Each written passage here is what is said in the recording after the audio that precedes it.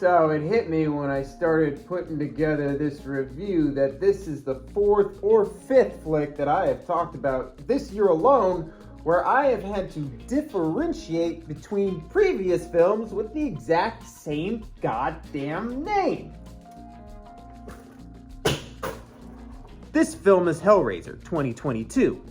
We also had Firestarter 2022. Let's see, there was Scream 2022. Texas Chainsaw Massacre. On that one, they dropped the fucking ingenuity. Then there was Prey, which is a play on Predator, so I suppose that actually gets a pass. And with 2023 on the horizon and such titles as Scream, that was two exclamation points I just did there.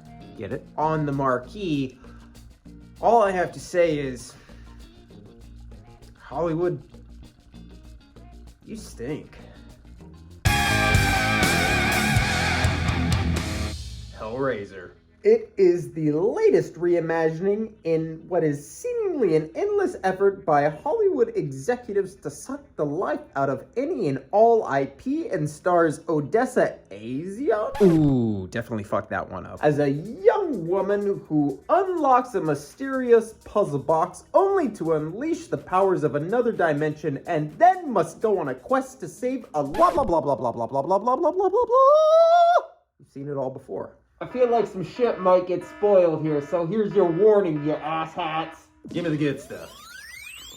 David Bruckner's direction is on point. Never once does he try to duplicate Clive Barker, nor does he try to shock for shock value's sake. There is a confidence and an assuredness in the storytelling of this film not seen in the franchise since arguably the original flick. The directing is cool and calculated and wastes no time with convoluted plot lines. And even at a beefy, nice thick beef, 120 minutes, Bruckner manages to make the picture feel urgent and engaging, never letting a moment feel wasted. And the use of bells and chimes to once again signal the arrival of the Cenobites was masterful and got my dick all kinds of hard every time I heard him. Odessa Asian. Azion? God damn it, get a normal name! You're like, Johnny, people can't pick their last names. Why so hard? That motherfucker changed her last name to that. Anyways, Homegirl delivers a believable and engaging performance as the troubled yet charismatic Riley. The actress grounds the picture with a sense of realism that could have been completely overshadowed by the fantastical elements of the story in the hands of a lesser performer. Speaking of fantastical story elements, there's a whole vibe and tone that should surround the arrival of the explorers in the further regions of experience. It's not just about how the beings look in special effects makeup, because we all know it's fucking badass, but it is in how they are shot, performed, and presented. And trust me, Bruckner did his homework, because every time these goddamn sex demons appear on screen, it has the exact type of ceremony as their presence does in the original film. They are morbid and terrifying, yet beautiful and seductive.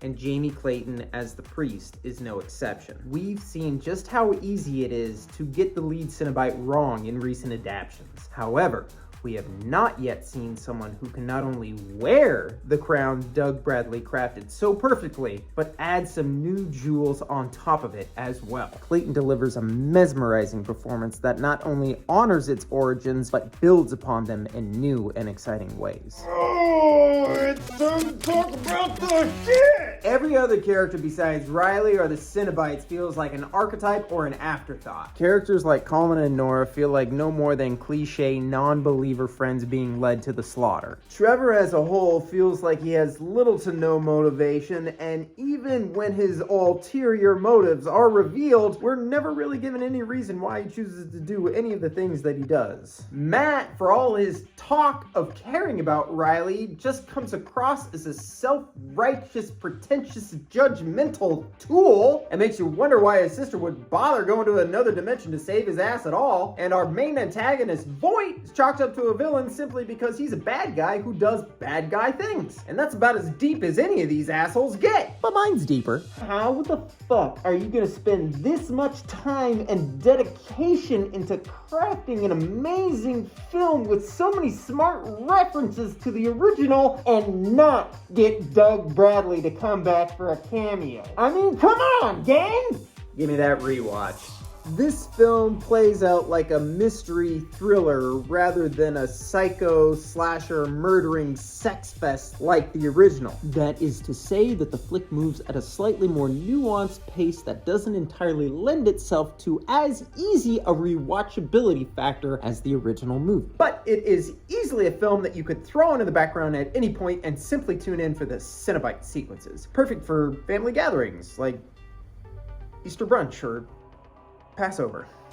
Guys, this film is made with love and care. Never once does it feel like a cash grab or like it was a product put out simply to maintain the rights to the IP. A clever script, well thought out direction, and an absolutely genius handling of the Cenobites and the source material make this not only an excellent addition to the Hellraiser franchise, but also into the modern day horror library. It gave me the Hellraiser movie I never knew I wanted. So in return, I will give it an 8.5 out of 10, because that shit is the real deal. Well, that about does it for this episode of the Jony Horror Reviews.